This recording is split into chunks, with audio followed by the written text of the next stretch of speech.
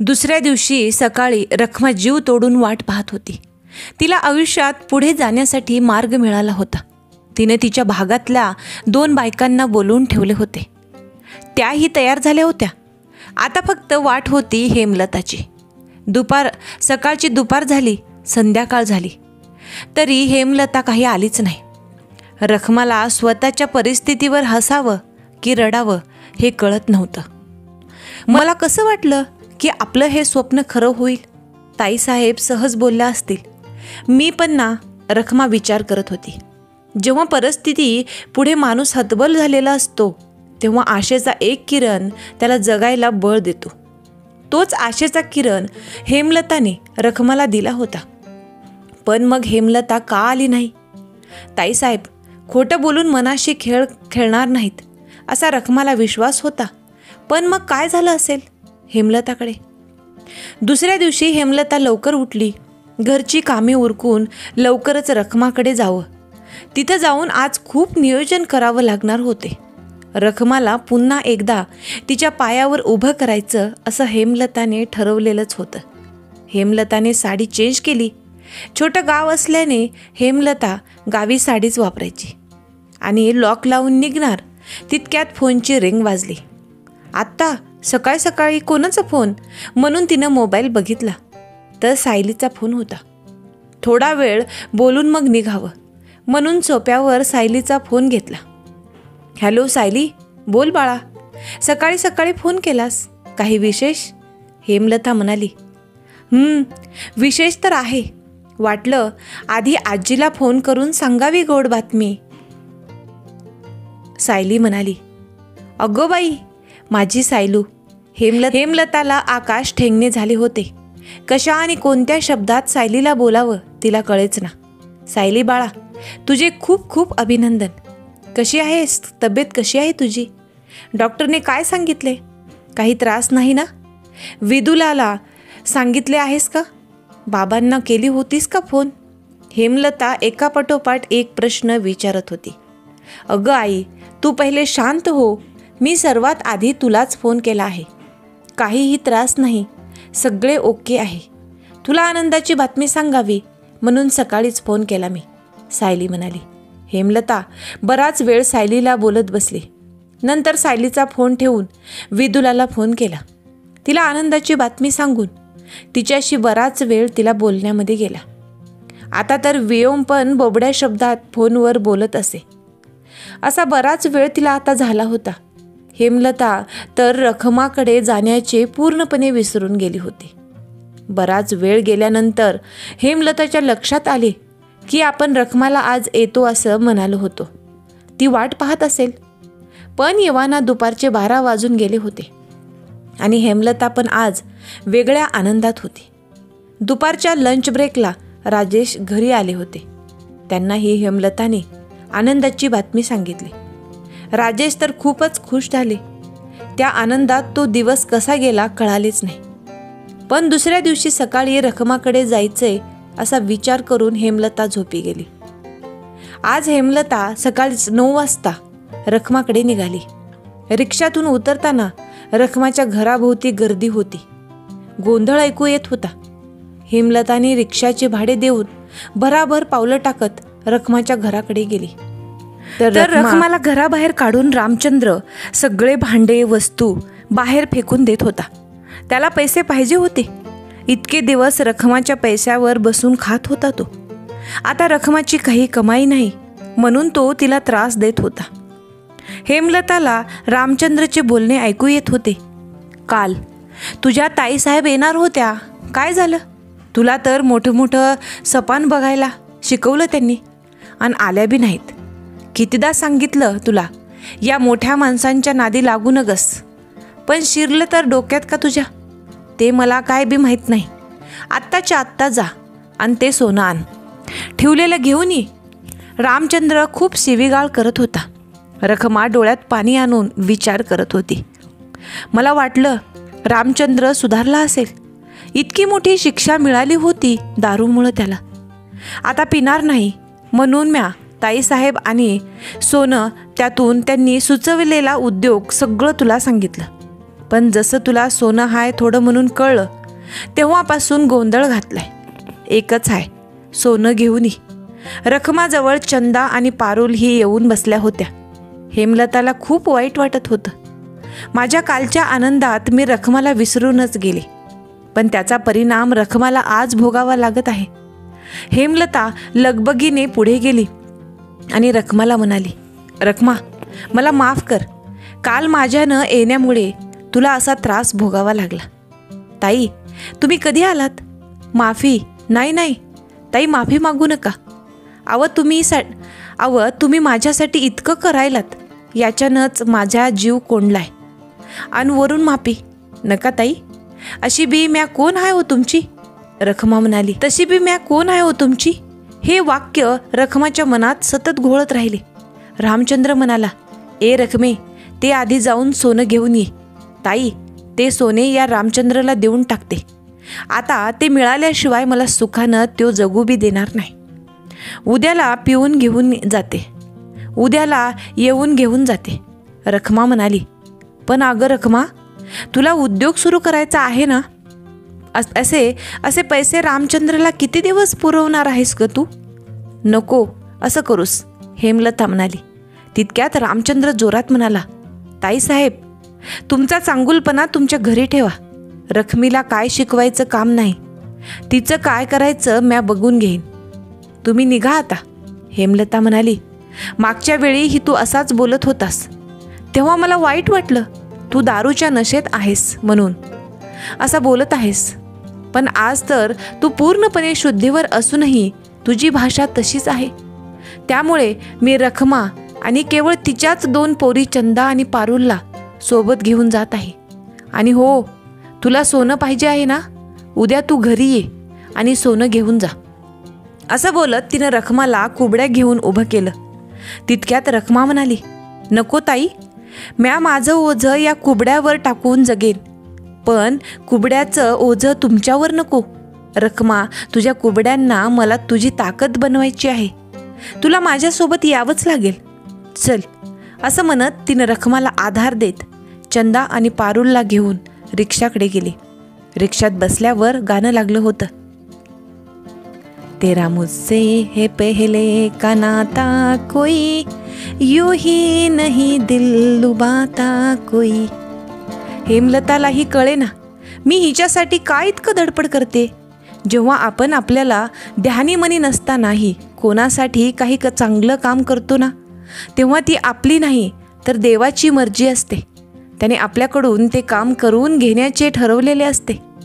त्यासाठी तो अशी परिस्थिती निर्माण करत असतो की आपल्या हातून चांगलं काम सहज घडून यावं. रिक्षामध्ये हेमलताच्या मांडीवर पारुल शेजारी चंदा आणि रखमा बसले होते. रखमा रिक्षातून बाहेर शून्यात नजर लावून बसली होती. डोळ्यात अश्रूसोबत असंख्य प्रश्न होते आणि हेमलताही राजेशला कसं सांगावं हा प्रश्नच होता. घरी आल्यावर सर्वप्रथम हेमलताने रखमाचं चहा पाणी केलं. एवढीशी चंदा लगेच मदत करायला पुढे आली. आत्ताच ती आईवडिलांचं इतकं भांडण पाहून आली होती, पण तरीही परिस्थितीची जाणीव स्वस्थ बसू देत नाही. रखमा, हे बघ, तू आधी शांत हो. रामचंद्र इथे येणार नाही आणि आलाच तरीही तुला काही करू शकणार नाही, त्यामुळे तू काळजी करू नकोस, हेमलता म्हणाली. पर ताई, किती दिस, कधी ना कधी त्या राक्षसाचा सामना करावाच लागेल की.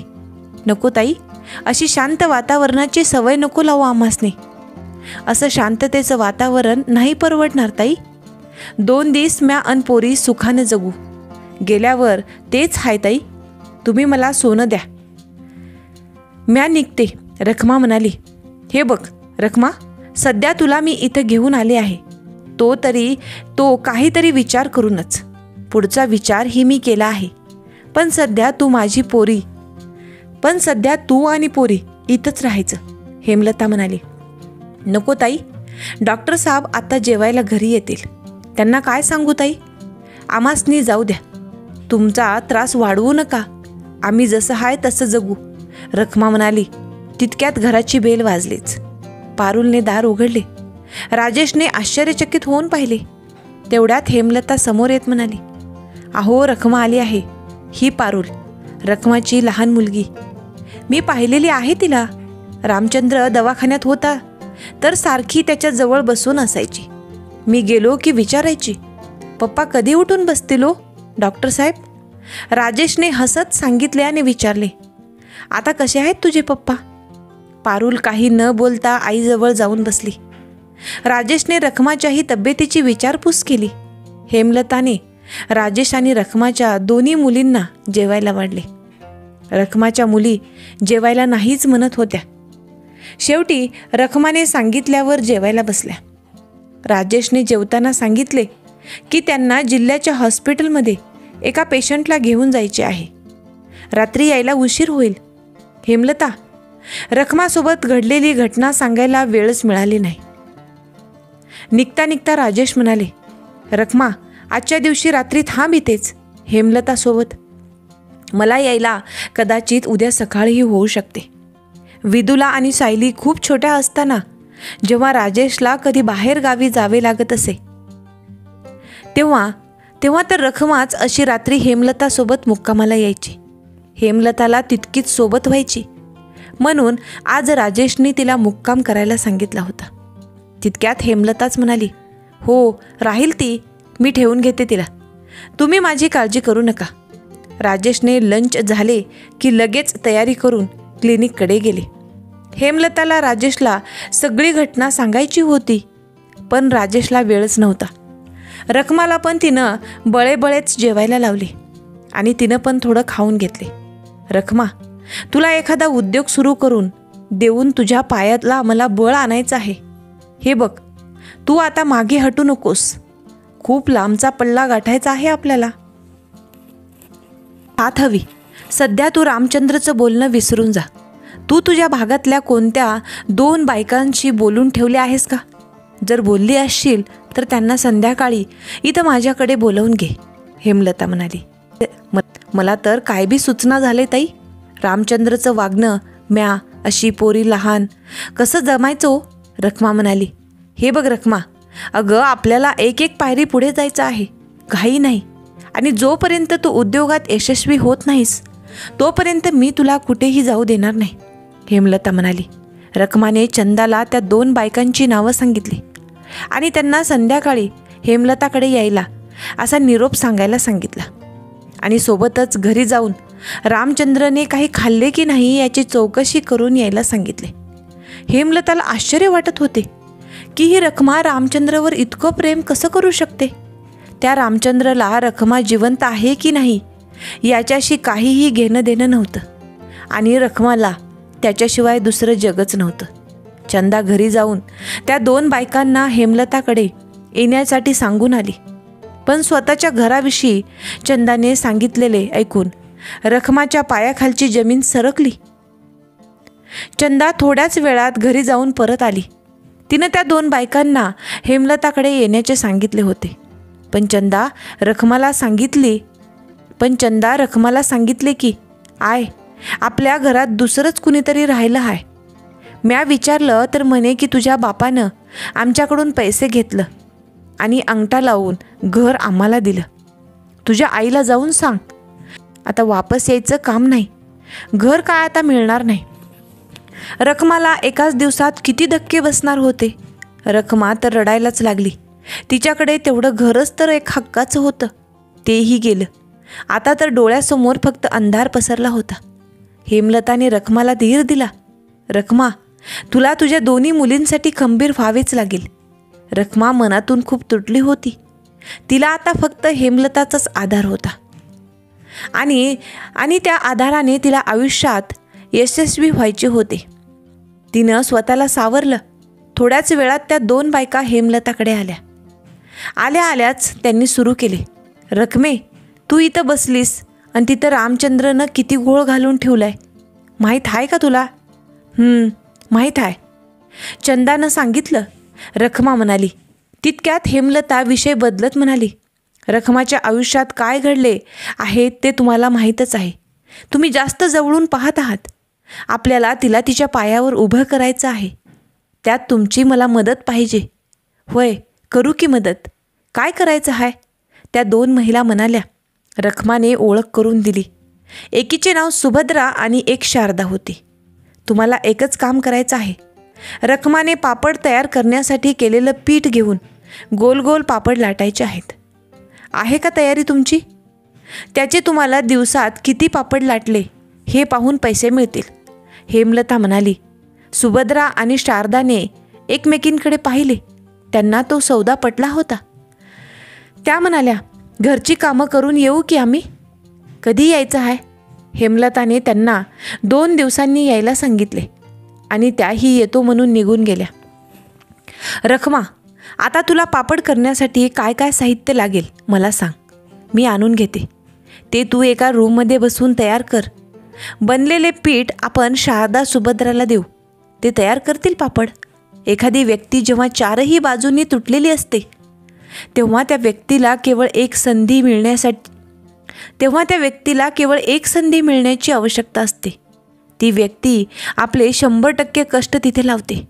रखमाचेही तसेच झाले होते. तिच्याकडे गमवायला आता काहीही नव्हतं. फक्त होतं ते थोडं ते सोनं. रखमा आणि हेमलताने काय काय सामान लागले याची यादी बनवली. रात्रीची जेवणं झाली होती. राजेशचा फोन आला होता की ते दुसऱ्या दिवशी सकाळी येणार होते. झोपण्याची वेळ झाली होती. तितक्यात फोनची रिंग वाजली. सायलीचा फोन होता तो. हॅलो आई, सायली म्हणाली. कशी आहेस बाळा? हेमलता म्हणाली. डॉक्टरने मला 3 महिने बेड रेस्ट सांगितली आहे. मी उद्या येते तुझ्याकडे राहायला. राहुल आणि सासूबाई म्हणत आहेत तुझ्याकडे माझा जास्त आराम होईल. सायली म्हणाली. हो का?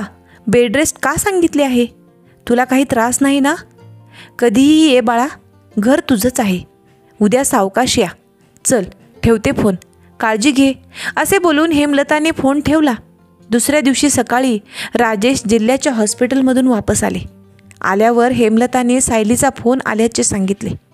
आता ती येत असल्याचेही सांगितले. राजेश खूप खुश झाले.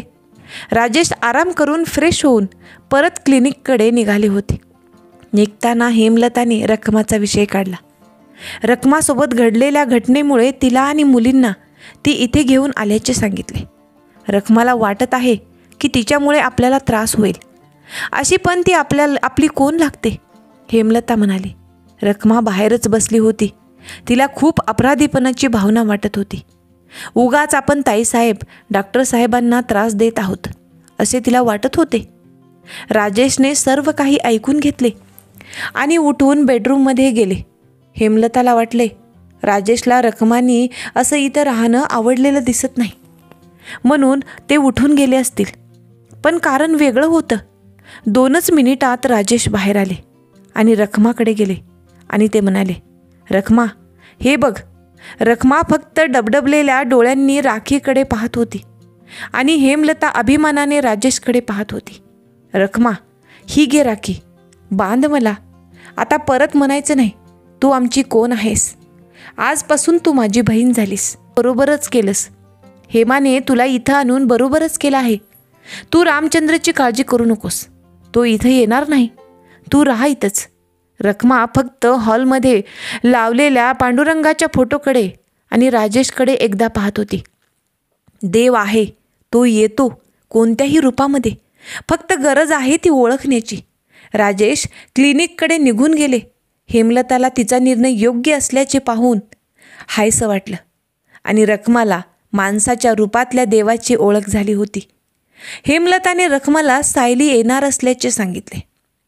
हेमलता खूप खुश होती. सायलीने गोड बातमी दिल्यापासून तिची भेटच झाली नव्हती. दुपारच्या वेळी हेमलता पापड बनवण्यासाठी लागणारे सर्व सामान आणून घेतले. रखमाने बसल्या जागी ते साफ करून ठेवले आणि हेमलताला म्हणाली, ताईसाहेब, म्या उद्याच थोडं पीठ बनवून बघते. चंदा आणि पारुल म्या तिघी बी पापड लाटू. हेमलताला छान वाटले. रखमा आता उद्योग करण्यास मनावर घेत आहे. चालेल रखमा, हेमलता म्हणाली. तितक्यात सायली आली. सायली आल्यावर हेमलताने दृष्ट काढली. तब्येतीची विचारपूस केली. सायलीनेही रखमाला विचारले, कशी आहेस रखमा आत्या? लहानपणापासून सायली रखमाला आत्याच म्हणायची. आज खऱ्या अर्थाने रखमा आत्या झाली होती. म्या बरी आहे. तुम्हीच काळजी घ्या आता, रखमा म्हणाली.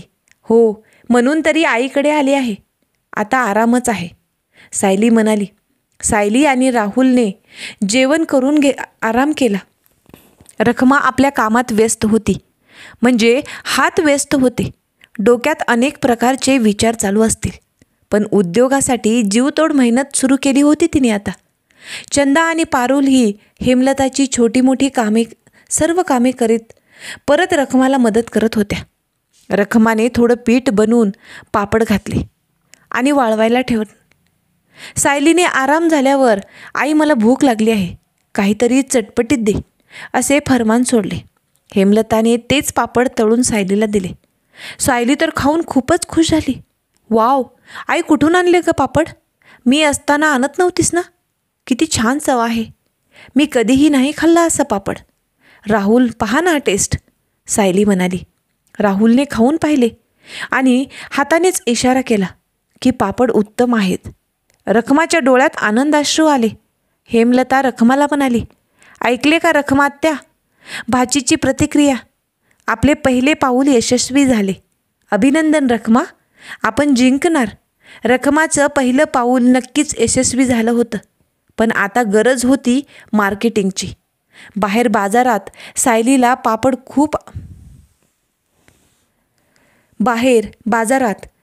खूप पापड आवडले.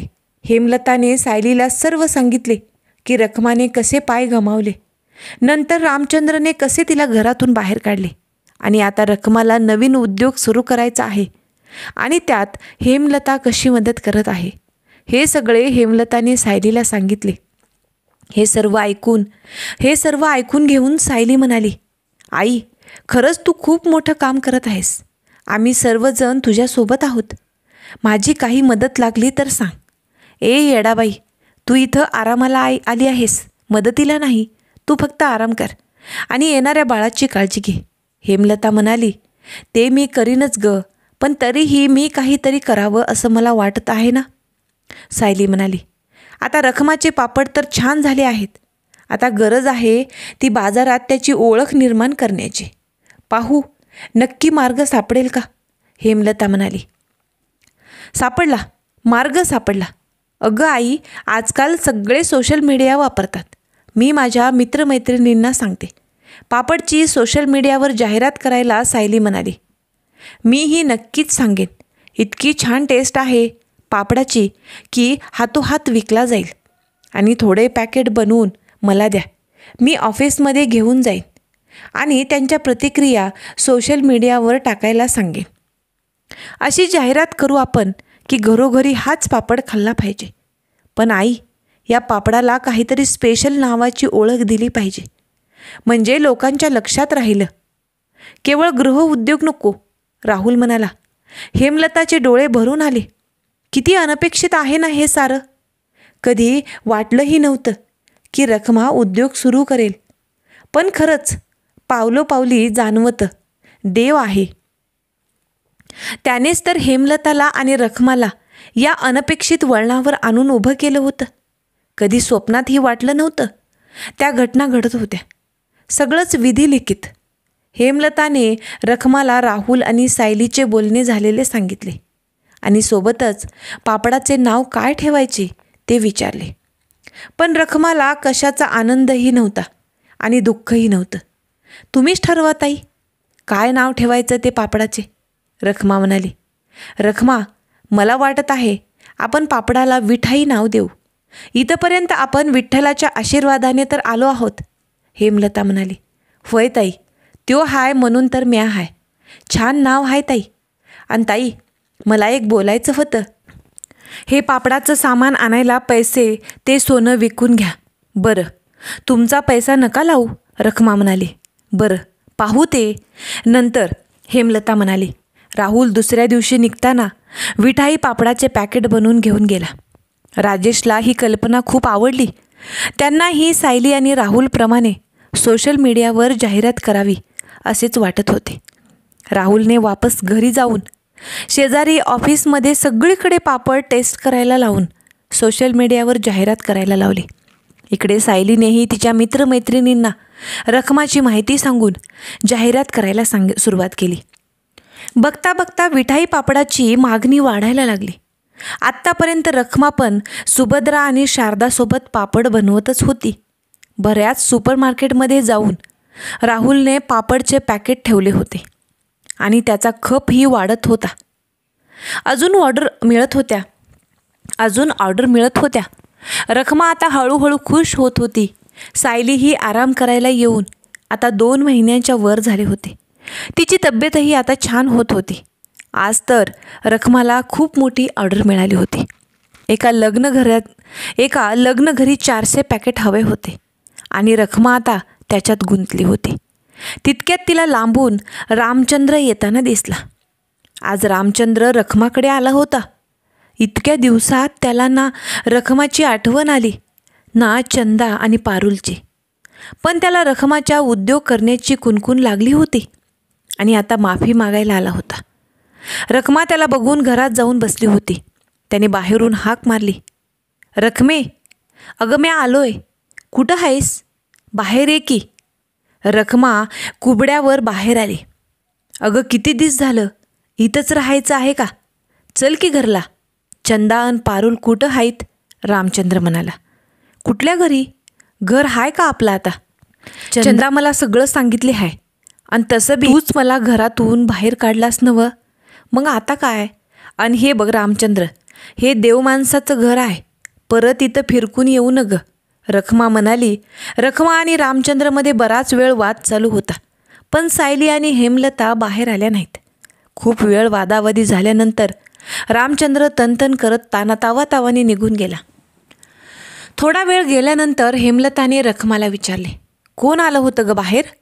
कुणी नाही ताई, रस्त्यावरचं कुणीतरी होतं, घराचा पत्ता शोधत होतं, रखमा म्हणाली.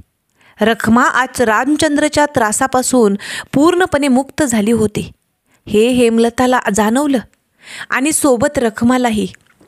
रखमाला आता पापडाची ऑर्डर पूर्ण करण्याची ओढ लागली होती. एकदा यश मिळायला लागले की त्याची ओढ हमखास वाढते. त्या लग्नघरची ऑर्डर पूर्ण करण्यासाठी तिला आणखी 2 बायकांची गरज वाढली, कारण कमी वेळात तिला ऑर्डर पूर्ण करायची होती.